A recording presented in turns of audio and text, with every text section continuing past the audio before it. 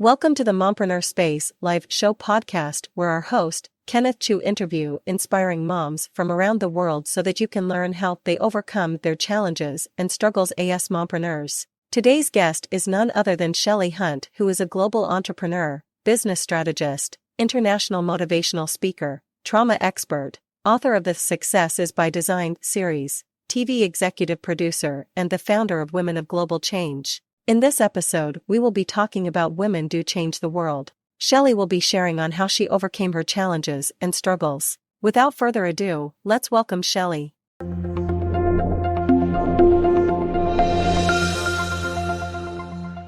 Hey, thank you. It's good to be here, Kenneth. Thank you very much for making time. And also thanks to the daylight saving, and we are doing it now. But I guess it's good that we are doing it now.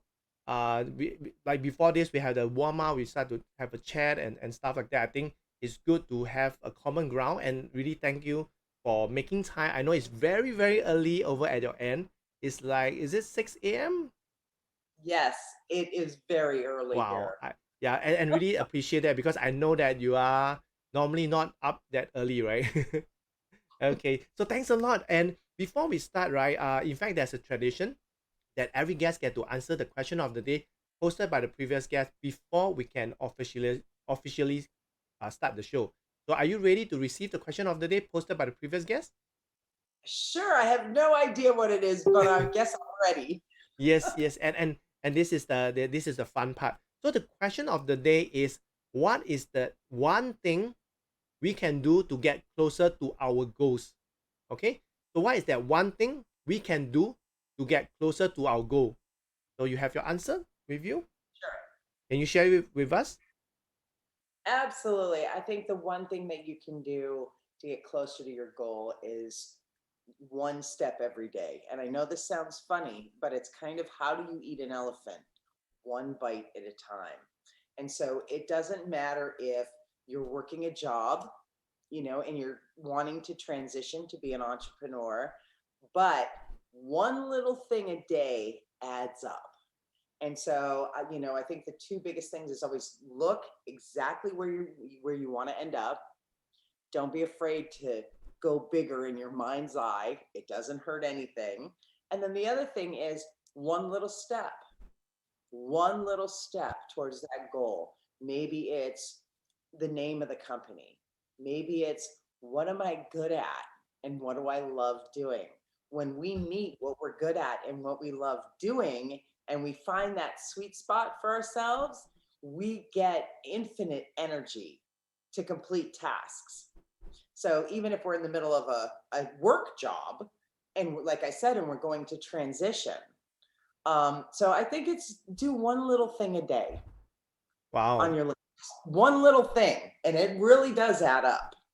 Yes. Thanks a lot, Charlie, for sharing that. And this is really something I realized that whenever I work with moms who want to start business, or moms already running business, they're always in the rush to do a lot of things, multitasking. But what you mentioned is really true, because if you can get one little things done right, everything will just fall in place, right? And that is also that is a very good answer, and thank you for sharing that. And now we can officially start the show. So Shirley, as I know you through Women of Global Change, you are the founder of Women of Global Change, but definitely there's a lot of audience, or the listeners, or those in fact we have people that are tuning online. So for those are tuning on live with us, do let us know in the chat, where are you from, where are you tuning in from? And also maybe you can say hi to me and Shelly, because Shelly is very early for her, and she really make the time. So really thank her for that. So you can let us know in the chat, where are you from? Maybe you can say a hi, because so that we'll be able to do a shout out to you.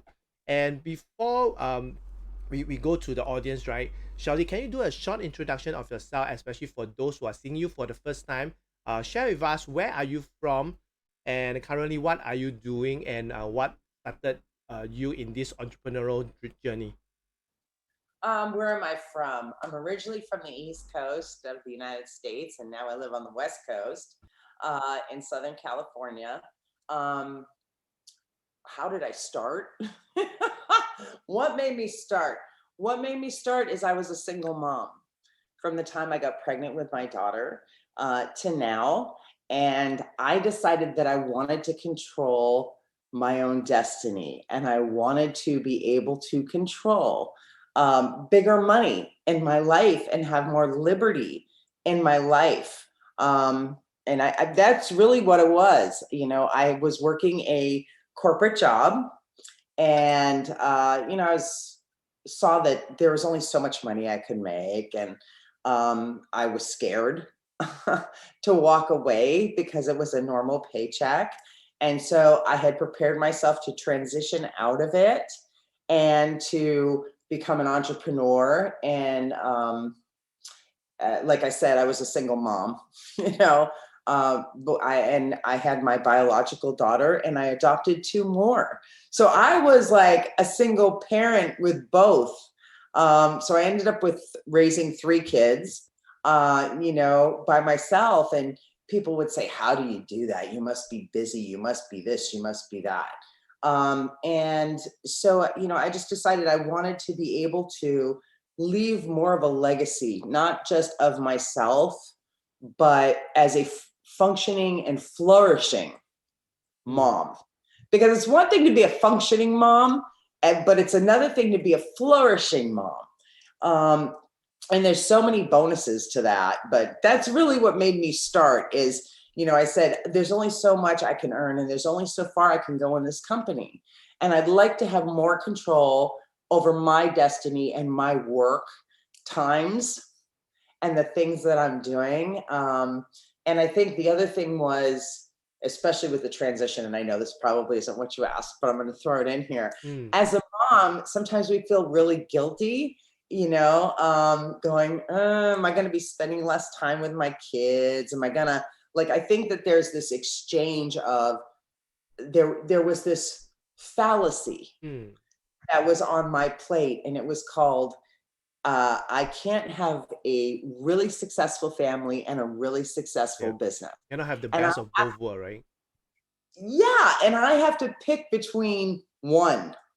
And I wanted to have both. I said, that there's ways to have both and to be okay with work and having a family. And especially being single, there's a lot of paradigms in the world with that. And I believe there's a lot of little voices that's speaking to you that, oh, I can't do that, and no one has done it before, and stuff like that, right? So well, there was, and I did look to other women that had done it successfully. And that's what I wanted, because I had seen women that, that maybe were married or, or were with somebody or a partner, and they had children together. And when they separated, they became really bitter. They lived in this bitter space versus a creative space of, this is my world and this is what I'm doing. And I also learned that going back to work and letting my kids see me be an entrepreneur taught them balance. And, and it's interesting because kids grow up, and then you actually have, your own platform to stand on. So when people say it's the empty nest, you're okay. You're like in control of your own world. There's a lot of liberty that comes with being in your own business. Plus, the first business I started wasn't really successful. It was okay. But the next one I started, because I had learned, definitely became more successful, and I had learned some balance. And I'll tell you, the hardest job is going to be being a mom. Yeah. I know this. At one point, when I had my daughter and I was by myself and I was waking up in the middle of the night, like every couple of hours you wake up. Well, I didn't have another parent to depend on. And I remember waking up thinking to myself, this is the hardest job I've ever had. So just know you're being groomed. Okay. They say being an entrepreneur is hard, and people say all this. It is nothing compared to trying to be a single parent. Just know, as a single parent, you've been, prepared for success as an entrepreneur. entrepreneur. You'll work harder as a single parent than you ever will as an entrepreneur. I promise. And I hear you, especially as a single parent and running a business and having 3 kids, juggling with 3 kids, and I believe, like you mentioned, being a mom is already a very challenging job, right? And handling 3 kids is like handling 3 different businesses, and for you, you are also running your own business, and like you mentioned, this is the toughest job. But you are, instead of having one, because there are moms who have one child and they felt that they are going berserk, but for you, you have 3 kids and a business and a huge community that you are taking care of. So this is where I think later we can dive a bit deeper in that. But before that, I want to go back to where you started, because I remember that you mentioned in your corporate job you were doing something like sales. Were you in sales?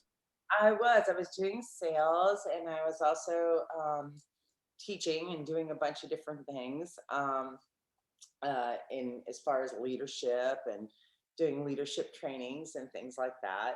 I also did a lot of odd jobs. Like? Yeah. Oh Can you yeah. share?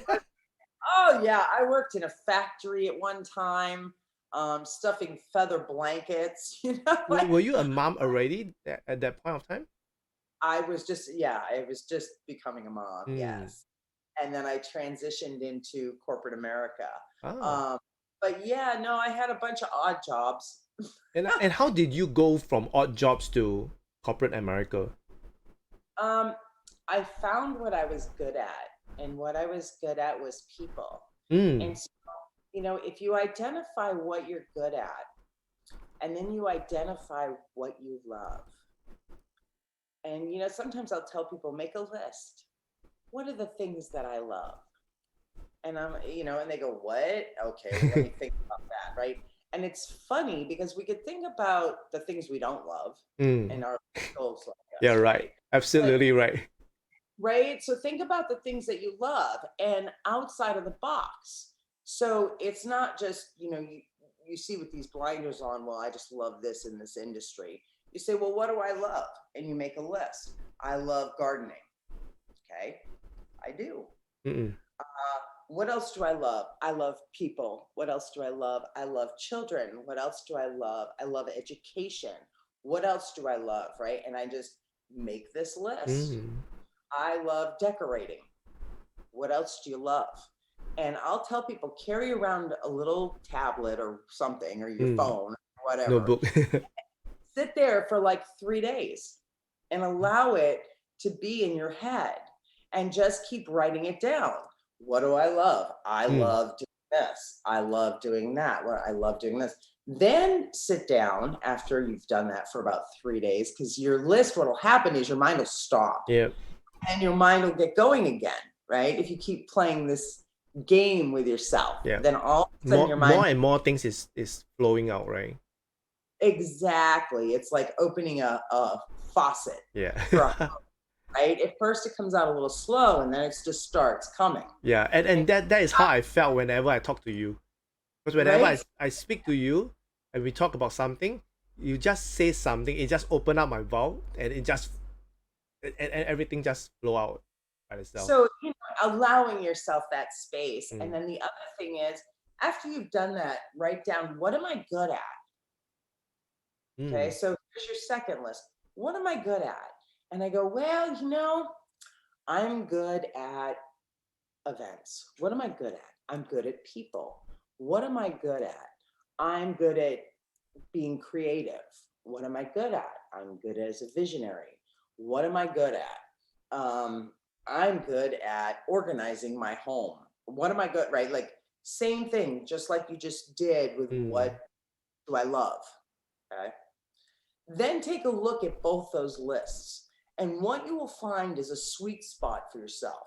When you know yourself and you know the lane that you live in, you realize you don't have to know it all. Yeah. Right. So as an entrepreneur, or especially starting as an entrepreneur, and we wonder, oh, I got to know this. I got to know this. I got to know this. I got to know this. Well, if you know what you're good at, you're going to just cut time down for yourself and and cut the path, of least resistance to success. Mm. And so I looked at it and I went, okay, what am I good at? I'm good at people. Sometimes people are really not good at people, and there's nothing wrong with that. They're good at numbers. Yep. Just, don't give me people, give me systems. Yep. I love those people because that's not me, right? And so I'm not going to play in that lane, or I'm not the IT person. Now I'm the marketing person. I know people. Okay. So, what is it that is your sweet spot? Mm. That's where you want to land. That's where you want to play. That's where you want to build or start to envision everything around you as you start on this entrepreneur journey. And so that was one of the things that I did is, at first I didn't do it that way. Okay. At first I thought I needed to learn all this, and I needed, and entrepreneurs, men and women, have a tendency as a new entrepreneur to think they need to do everything and they need to know everything. And I'm going to save money because I'm going to design my own website, right? I'm the worst for that in the world. Okay. my website was down. I didn't even know it. Okay. I am not the IT person. Now I have IT people in place that I get to talk to now, but that's beside the point. But literally, I'm not the IT person, so I'm not going to spend my time doing that. Yeah, you're right. Okay, because that's not value of my time and my sweet spot. And when I'm in my sweet spot, I have endless energy. It's a renewable source. I'm not going to get like, if you want me to design a website, watch me. I'll just be like this and I'll just start melting. You'll be staring blank, right? I start melting.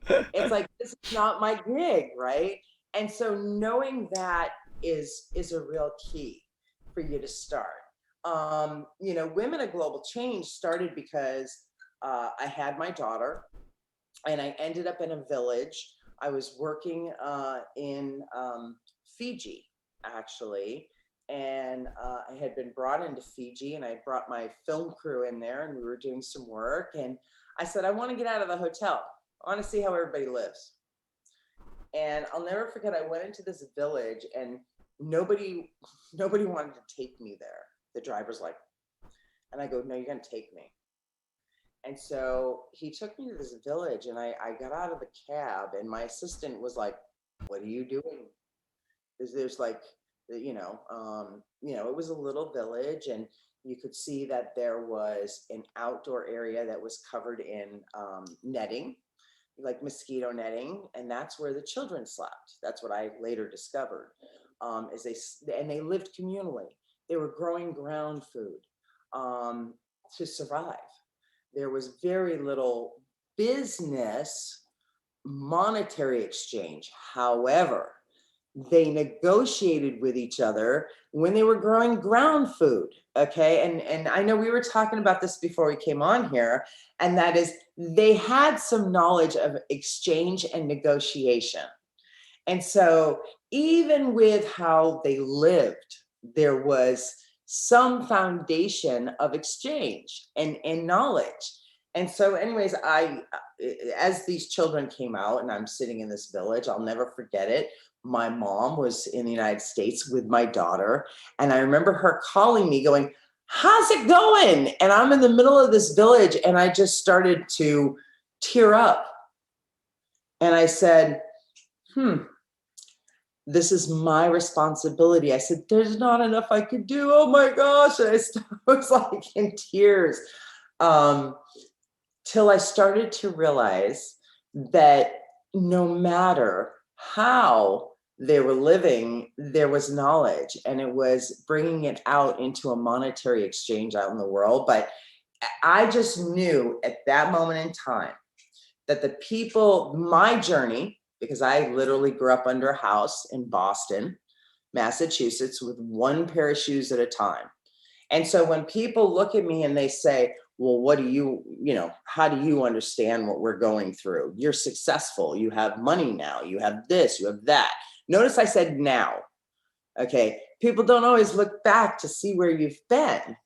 But if I look at it, I go, wow, it's been a heck of a journey. And every part of it was a refinement. And if I think of it that way, then there is no mistakes. It's just I'm either winning or I'm learning. I never look at it like it's good or bad, right?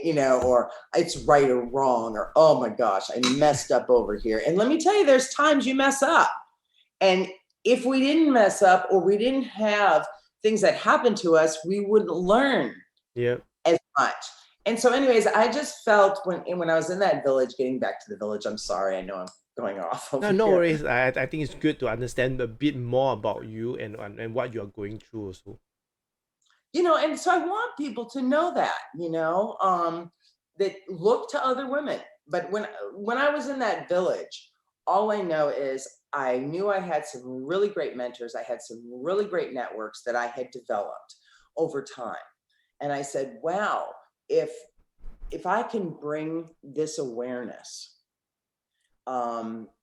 to others that are in industry, this is how we change the world. Yeah. And that is yes. And that is where it brings us back to the topic of the day together with you is women do change the world.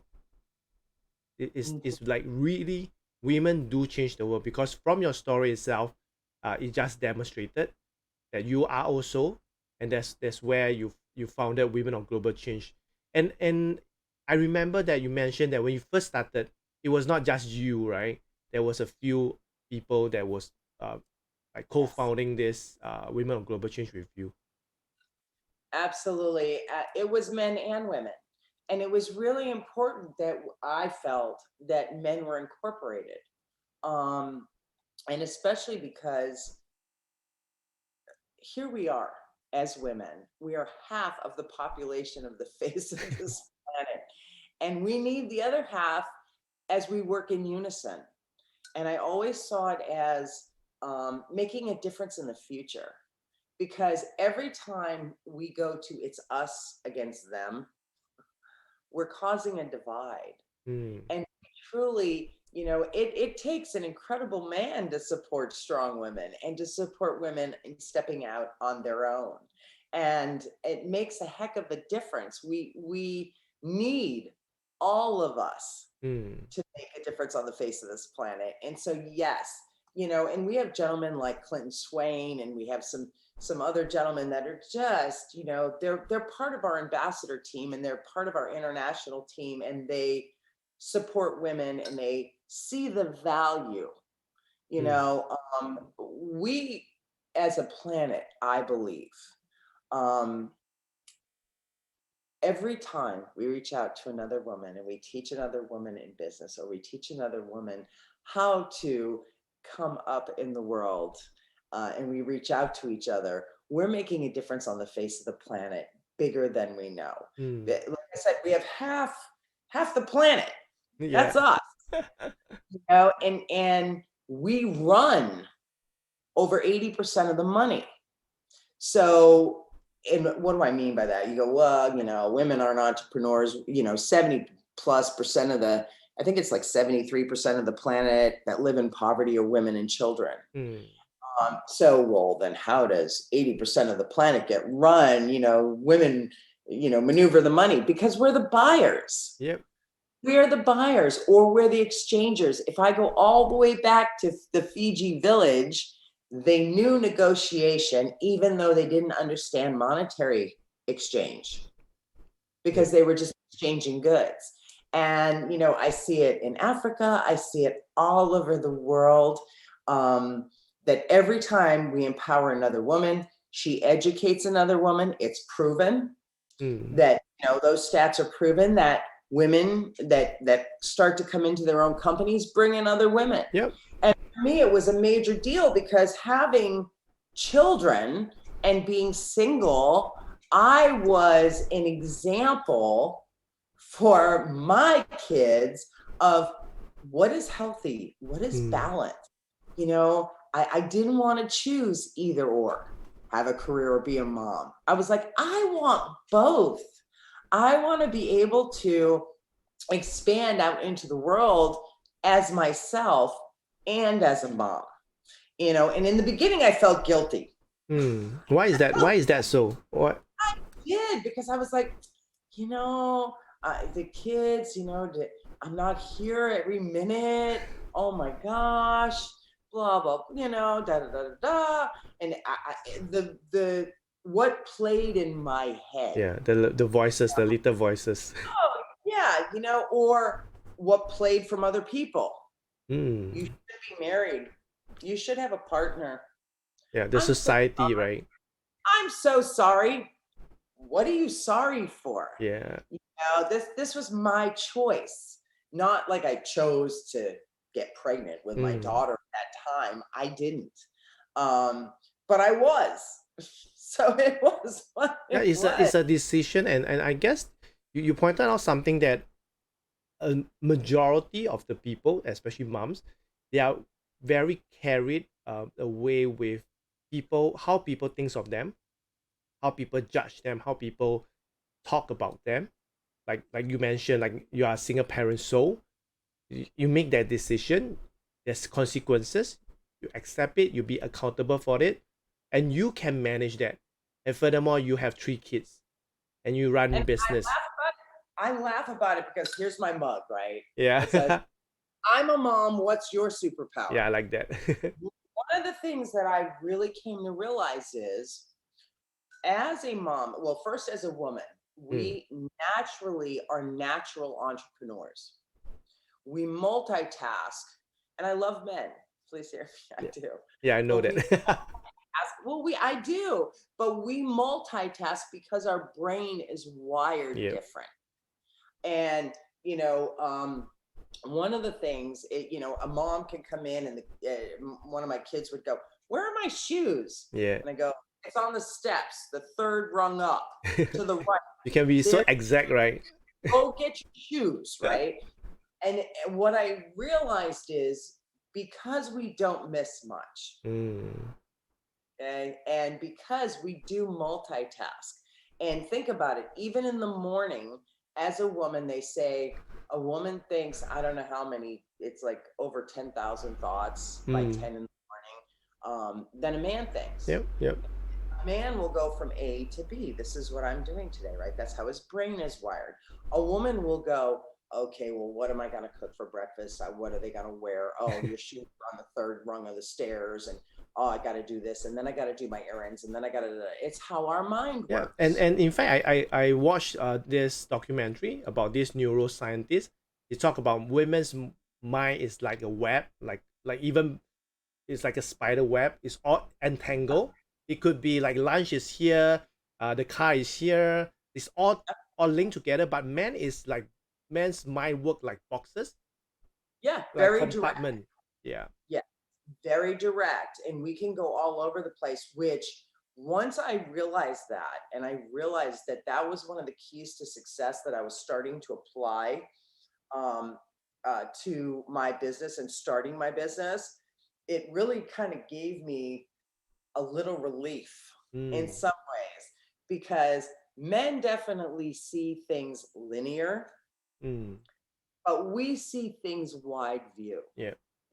And so, when I said we have to acknowledge like our gifts and our talents, because that's part of our confidence as women, to be able to step out into the world. Yeah, and this is also something that I want to ask you is that, what do you think is lacking in making change? Because a lot of women want to make change, but what is lacking in them? Like, I think you pointed out something, which is the gifts, right? Yeah, and I think that what is lacking is the confidence. And how do you get confident? How you get confidence is by knowing what you're good at, knowing what you love. Yeah, going back to the sweet spot, right? Starting to ride in your sweet spot. And every day when I talked about that question from the last person, and I said, little by little, every day, take a bite of that elephant. Even if you're working a job, and I always tell people, just don't dive off like a lemming. Okay, lemmings just run Mm. and just go, right?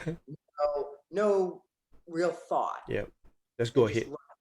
Yeah, right. So you don't want to just go, if it's about putting food on the table for your children, you don't want to let go of the one job you have. You want to transition yourself. Mm-mm. But there's confidence, even if it's every day after work. And I did this every day when I was working this other job. Every day I would come in and I would do at least one thing. Let me look at, where's my sweet spot? Let me look at, well, what does this company stand for? What would I call this company? Let me dream in my own mind. If it was so big, what would I do? Mm. You know, and literally that confidence comes every time I take a bite, because every time I take a bite out of that elephant, even if it's after work, there is something that fans the flame of fire inside me. Mm. Of, because and it's funny because people go, well, freedom is having money, Mm. freedom is having my own company, this is freedom, right? And then people go, oh, it's the worst, it's the hardest thing to be an entrepreneur, and hear these horror stories. Okay. This should be joyful.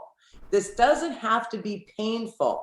Okay. Suffering is by choice. Yeah, yeah. Yes, you are right. You're absolutely right. Like no You know, one force you to do that. You are the one who make that decision, right? exactly. But every time I recognize my talents, every time I recognize, wow, I just did 25 things in 10 minutes in my head. I just figured out the kids' schedule, how I'm taking them there, how I'm doing that. Da, da, da, da.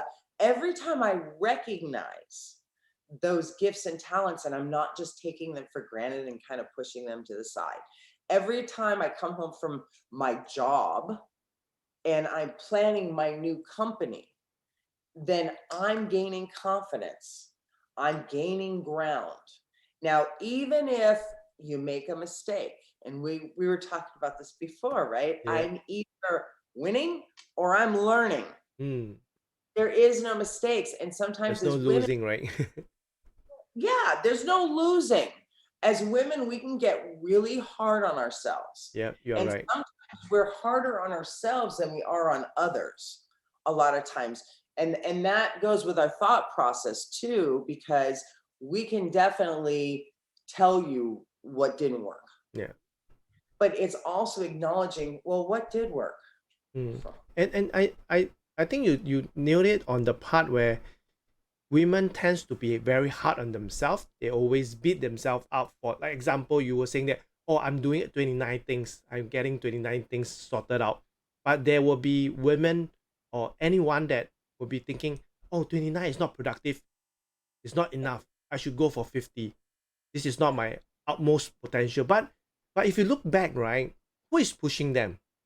Why are you pushing for 50 when 29 is already a good, I would say, a good score, a good way to start off with? And like you mentioned, little by little, tomorrow I will do 30. I will do one more. Right. And really paying attention to that self-talk, and the people around you.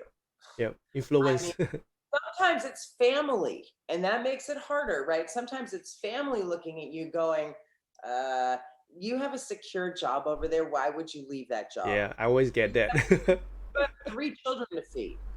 Why would you do that? Yeah. Or, you should just get married. Like, what's wrong with you? Like, that's what gets communicated. Mm. And it's what's right for you as a woman, as a person, as a human being. What's right for you? I remember I did a talk show. My daughter was about 3, and I was a single mom. She's 24 now. And I was a single mom, and they flew me into New York to be on this talk show, and did the whole limo, the whole thing. And here's my daughter, she's like 3 years old backstage, with the security and all this stuff. And it was a show regarding being a single mom. And I can remember them asking me, well, don't you think you should get married? And I was like, I haven't met the right person that I want to marry, but I don't want to miss being a mom. I Mm. don't want to miss being a parent. So I think I'm going to adopt a few more. And they were like, what? What? And especially at that time. Yeah. And I kind of got attacked for it at that time. And this is 24, 25, well, no, about 20 years ago, because she was Mm. like 4. It's not that long ago. And as women, we have come so far, Yeah. but we have so much further to go. And I can remember them saying to me, well, what inspires you? And I said, I look to other women that have done it. I do. And I said, even when I was pregnant with my daughter, because I was a single mom being pregnant, Mm. and literally, I can remember sitting there looking at other women going, she's pregnant or she has a child. She survived. I will too. Because I was Yeah. entering a period of my life I had no idea. I had never been pregnant before. I had never had a child before. It's the same thing with starting a business. Yeah. It is something brand new. You have You no have no idea. idea. So I started to look at other women that had survived. Then I took it a step further and I went, okay, so then I had my daughter. I was like, okay, I got through that. Okay. Well, obviously, other people have gotten through it because humanity is here. Okay. Wait, human beings are on the face of the planet. There's a lot more people that survived motherhood, But then I took it a step further and went, okay, I survived. Now, how do I thrive? Mm. And I didn't want to just survive. I wanted to thrive personally in my own life, but I also wanted to thrive because I knew it's part of a legacy. Our children are part of our legacy. Yeah. And I think, I guess sharing wholeness Mm. of balance and not having to be perfect and being human, and our children seeing that and learning from us is the best legacy that we can leave on the face of the planet. Yeah, I, I I like that.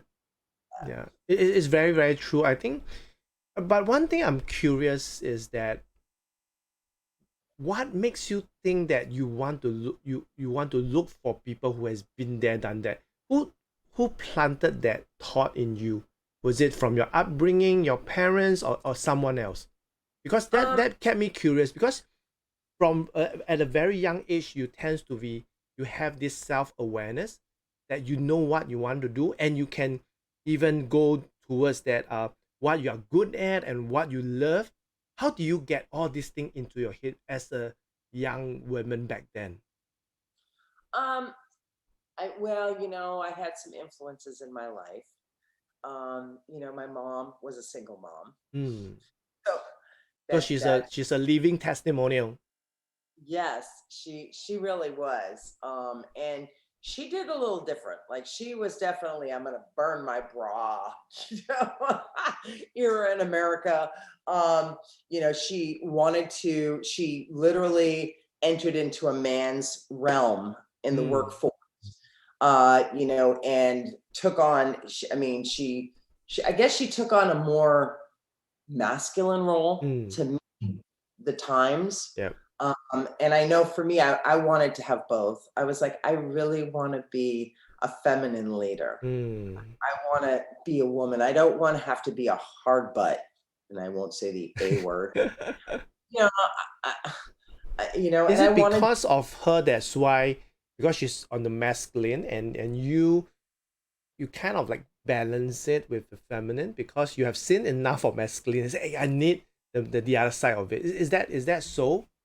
Could Well, it I be? think generationally, that's what it was. And especially because at that time, women were just coming into the workforce here and here. Mm. Uh, but I still see it all around the world. I see very male dominated. And remember, I'm not anti-men. I Yep. love men, right? And we need to work together because that's how we change the world. Mm-mm. Um, but I do see a very male run society all around the world, Yep. and it has brought in systems, and that's great. Remember, that's how their minds work. Mm-mm. And so there are certain systems for society all around the world, Yep. hey, I'm better than others, whatever. We're not going to get into picking that apart. But it has been set up now where the entire planet is at and everything that is going on. It is time for women to step up and lead. Yep. And you start to balance it because, I always say it, but I think it's so true. Women go, or people sometimes look at women can be considered weak or emotional or other things. And the truth is, that's fire in our belly. And don't discount your fire as a woman, because I'll tell you what, there is nothing more stronger, I'm trying to pick my words right here, of strength than a woman who's standing in front of her child. It is like a female lion on the front lines. You do not want to mess with her. This is where we hear of the woman picked up a car. The child was trapped under a car. There's no way this woman could have picked up the car. How did she pick up the car? We as women, we have a strength, an innate ability inside us, or it's survival of the species, right? Yeah. I mean, literally, our minds work different. I think it's like 7 degrees before we burn physically. There's all of these assets that we have as women, and yet we have this heart of humanity. And I always said it, if everybody looked at each other with the eyes of a mother looking at another mother, we wouldn't go to war. Yep. And we would still disagree, but we wouldn't go to war. Yeah. And I got really clear on this because there is this innate understanding. Yeah. It's inbuilt, right? It's inbuilt in women, especially mothers, to have that maternal, the love, the compassion, empathy. I think this is what the world needs now, and that's where we are seeing more and more female leaders, female CEO, even leaders like Jacinda Ardern leading the country and all that stuff. We are seeing more and more female leaders stepping out, like even leaders like you.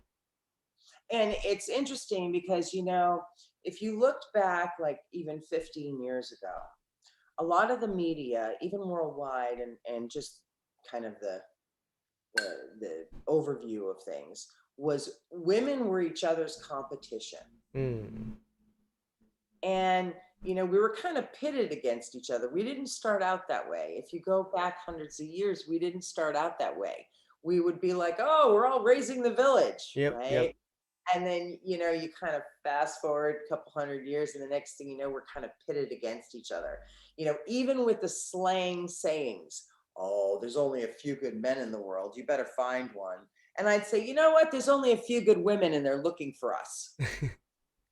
Okay, so it's that kind of thinking of, wait a minute, where are we giving each other a reputation to live up to as women and as individuals? And, I know I'm kind of going through the ride here, but all of this is what, as women, when we start to acknowledge where we're winning or what we're good at, or every day we take one bite of that elephant, that is how we as women gain confidence. Men have kind of been raised that way.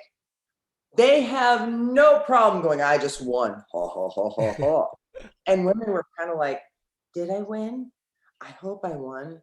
I hope they're not going to get upset. I hope right? So it's really listening to the paradigms in your head too, and I know Bob Proctor and others that I was raised with have taught me about this. But it's one thing to know it. It's another thing to practice it. And to do it, right? And, and so, I had my mom around me and I saw, her struggling with 3 jobs. And then I saw her start to step out into business, never fully into the entrepreneur mode, where I went. And so where are you going, and who's around you, and how are they supporting you? And if they're not, that's okay. And sometimes it's family that looks at us, and tells you, you should be married. You should da da da da. And so what is right for you as a human being and as a person? And I love women becoming entrepreneurs because our minds are made for it. Yeah. I saw a woman, she had 5 children, and she said, I don't know, I got so many kids, and blah, blah, blah. Yes. And I looked at her and said, you make 50,000 decisions by 9 in the morning. Yeah, I remember that because one of the chapter presidents, she has 5 kids, right? I remember in the meeting. And you were saying that like you have fantastic management skills, managing That's 5 exactly children. right. So you are like probably one of the best for time management I've probably ever met. Yeah. I mean, you're like, okay, this kid has to go over here. You got to catch the bus. You're going over here. You got to da da da. You need to walk over there. Like it's incredible, and it's really being able to step back off of like our little daily to-dos, and sometimes that can be the hardest thing because we just get into our habits as human beings, and the next thing you know, it's like, okay, I gotta make you breakfast. I gotta get dressed. Here's your stuff. You for get school. distracted, right?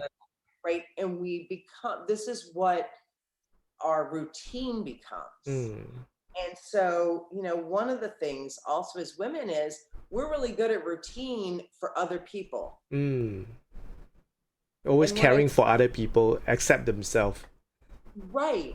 And, if I'm not whole, and one of the biggest things that I learned as an entrepreneur and as a mom, if I'm not whole and I'm not serving me, how can I serve my kids? Yep, yeah, absolutely right. I'm just doing, but I'm not as grounded. I'm not enjoying the process as much. Yeah, you're burning out. Yeah. And this is something that I always share with a lot of mothers that I mentor and coach, is that you have to take care of yourself. I always use this analogy of like you're on the airplane, right? When there's an emergency, the oxygen mask drop. They always say that you have to put it on to yourself first before attending to your kids. But a lot of mothers out there, they are just attending to their kids, making their kids survive, and next moment they are how would you expect a kid to save you? You are such an adult, a bigger size person. How can they save you? And how would they know that this oxygen mask is what is it for, right?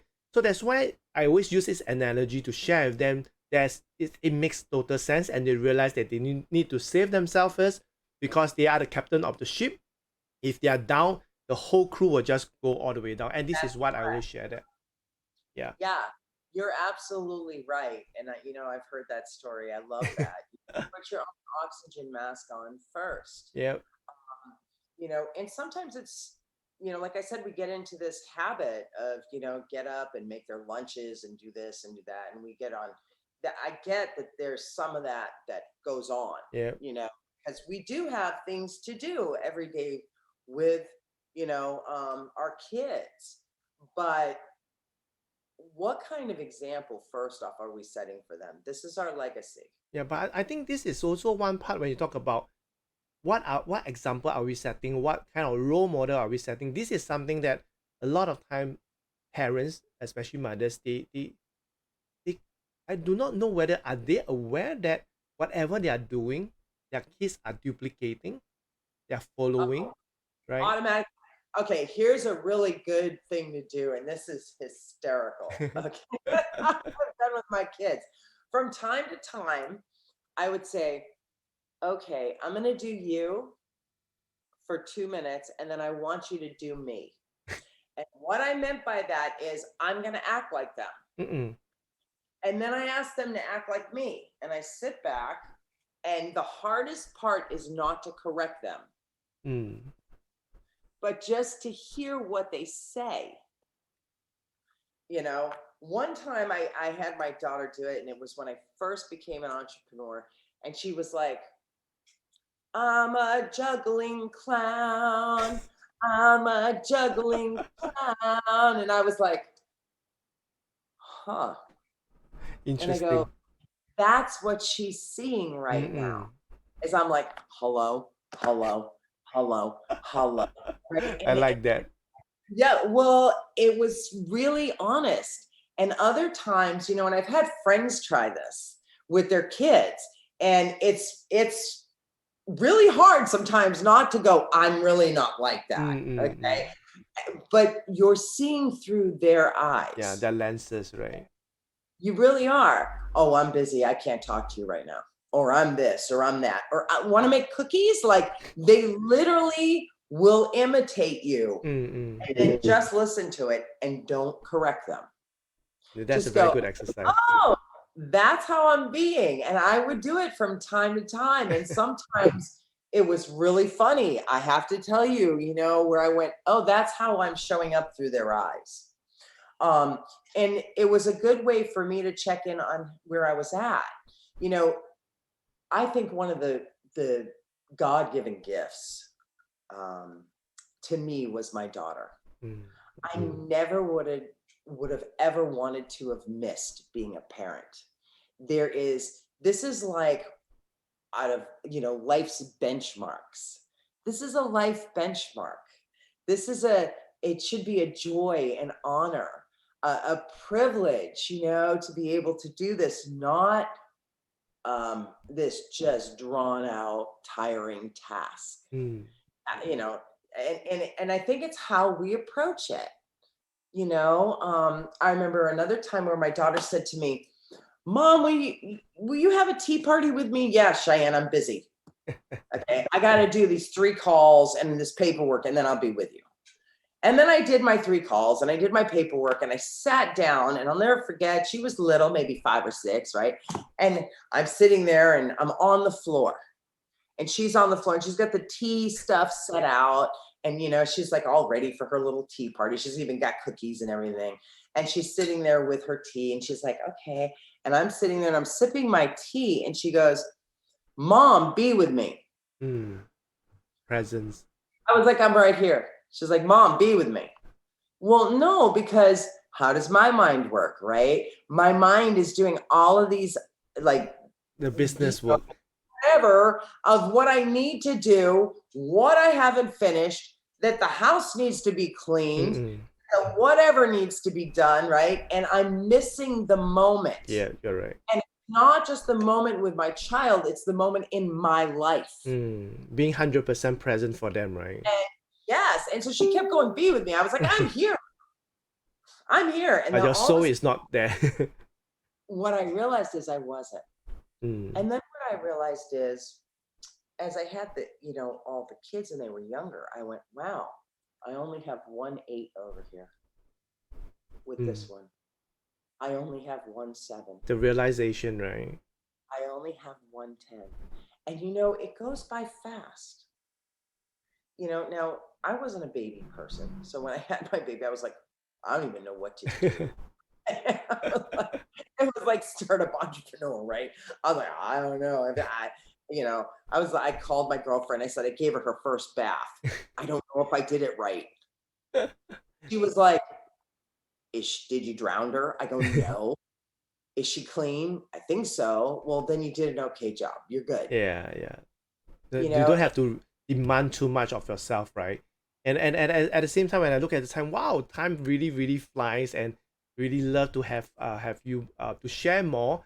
I guess there's a lot of things that we that I personally pick up from you is that how can women change the world is first to really find what they love and what they're good at, and find that in between, which is the sweet spot. And when you found a sweet spot, is to work towards that, and little by little, step by step, and you'll be able to slowly gain that confidence. Because a lot of time I see a lot of moms, they jump into business straight away, and they give up their job, their full-time job, and they jump in straight away, and they got burned badly, and there's no other way out really. Yeah. So that is what I've learned from you. And there's a lot of things that, like the mindset, like winning or learning. This is another thing that I picked it up, which is very, very good. And there's so much things that um I'm picking from you, and especially the audience who are listening, the mompreneurs, the moms who are thinking of starting business. I think everything else is never, whenever I talk to any mothers about business, right? It's never about the business yet. It's always about what you want, what you are passionate about, and why are you doing what you're doing. So basically it kind of sum up, because if you do not know what you're doing, you don't have that confidence or that conviction to tell people, hey, I know what I'm doing. And whenever there's people start questioning us, like, why you're doing this, and we do not know what we are good at and what we love, it's very hard to um go very hard to get back to them on that. Like, how can we stop them from saying all that? We are not confident because we don't have that conviction. We do not know exactly where we want to go. And really thanks, Shellie, for sharing all that. And what would you say that is the biggest challenge for you as a mompreneur yourself? I would say the biggest challenge was um, putting myself first, Mm, my wholeness first, and not feeling guilty for doing it, and being that example of balance and enjoying the journey. And so I think that was it. And it goes back to not being so hard on myself. mm. I think this is the key thing. Is this is also what I see a lot of mothers, especially women. They are very hard on themselves, especially for those who are much educated, because there's always a standard that the society wants, and they always put that standard on them, and they're always beating themselves up, being hard on themselves. And whenever I ask, what are you showing this for? Who are you doing this for? Who are you justifying this for? And when they realize that it's me, it always go back to them. It always goes back to you. And if you look at other examples, and I said that before, look at other women that have done it, and look at other successful women that have done it, because you want to be able to learn from their wins and their mistakes. But one of the other things is you'll start to have some relatability. So, for example, if you really want to be able to go, wait a minute, there's another woman that had children and she survived.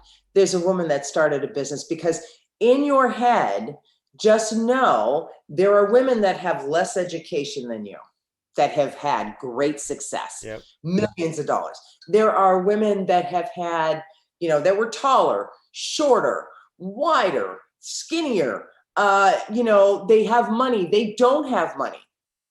There are women that are completely illiterate that have done successful businesses. And so find someone who has mastered it that as a woman you relate to. Yep. And you look at it and go, I relate to her. And women have this little bluebird on their shoulder that's their intuitiveness. Mm. Don't discount that. Many times I make intuitive decisions, then my head will analyze things, right? If I allow my intuitive decision to lead me, and you don't have to know it all. You don't have to have You're it right. all figured out. And notice, what do you have in your mind that you maybe made up of what you need for you to get moving? Wow.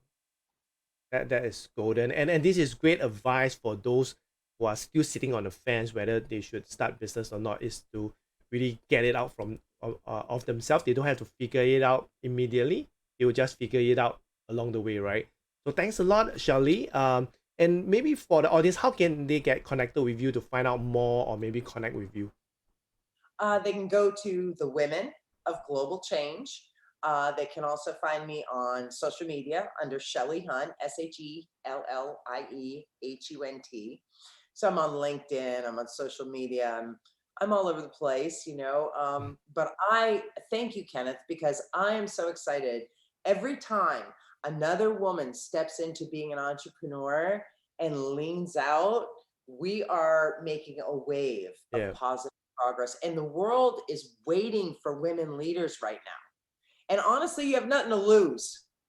Yep. Everything to You have gain. everything to gain, yeah, because like what you mentioned, the majority of the population made up of women, and if let's say we can help more women to thrive, to have success, to have abundance, to be happy, I think it makes the world even a better place to stay in because of love, compassion, and empathy. So thanks a lot, Shellie, for sharing. And for those who want to get connected with Shellie, I'll be dropping all her connection, how to connect with her in the description, so you guys can check it out. And last but not least, Charlie, now it's your turn for you to post the question of the day out to the audience and also to the next guest. So what would your question of the day be? Many people have a fear of success. Mm, What do you feel as an individual would be the cost that you would have to pay for success? okay. So let's sum it up. So what do you think is the cost of success? For you to have big success, what do you feel is the cost you would have to pay? Okay. And can you speak slower on that so I can write it down? So, in regards to success, to having big success, mm, mm, let's put it this way. If you were to have big success, mm. what do you feel would be the cost you would have to pay? Okay, if you were to have big success, what would you? Cost, what is the What cost is the cost? you feel that you would have to pay? You feel you would Have to pay. pay. Yeah. Okay, so let me repeat the question of the day. It's a bit long. So if you were to have big success, what is the cost you feel you would have to pay? Correct. Right? So I repeat again. The question of the day posted by Shellie is, if you were to have big success, what is the cost you feel you would have to pay? So this question of the day goes out to the audience and also to the next guest. So next guest, get ready to answer this question of the day, which is really, really awesome. So last but not least, Shellie, what is your last advice for mothers who are sitting on the fence thinking, should I start a business or should I not? So what would be your last advice, Shellie? You are a natural entrepreneur. Wow. Your brain is wired for it. Absolutely wired for it. And you are a diamond. Literally, everything that you do refines you and is a gift. Mm. And there is no right or wrong. So, the biggest thing I would say is go for it. Look to somebody who you relate to. See, I can't see in another woman what doesn't exist in me already. Mm. And sometimes we're drawn to people and we go, wow, she's really successful, or she's this, or she's that. What do you want more of? Whether it's, I want to have more communication. I want to have bigger business. I want to, be able to, whatever it is, have more confidence. Yep. Find another woman that you can relate to, because you can learn and grow from her. You cannot see in another something that is not in you. Now, you may not have brought it to the surface yet, but it's there. Yeah. And so that's what I would say. Thank you, Shellie. And this is also the reason why I started this Mompreneur Space live show, so that every moms can relate to one of the mompreneurs, so that they can see success. They can use use them as role models. That is possible because, like you mentioned, maybe this mompreneur has similar experience or similar upbringing, but she might be worse than you, but she's thrived and she's now successful.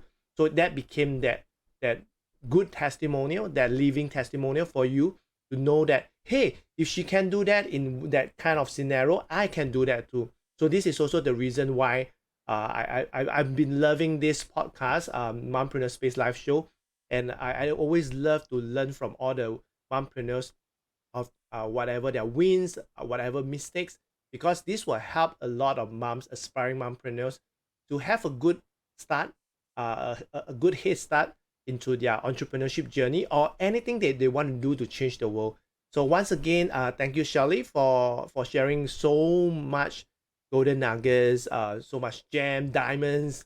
Would love to do more of such episode with you. So thanks a lot, Shellie, and thanks for those who are listening and tuning in. Thanks for watching and listening to Mompreneur Space live show. I'm Kenneth here signing off with Shellie. Thank you guys, and I shall see you guys next week. Thank you guys. Thank you, Shellie.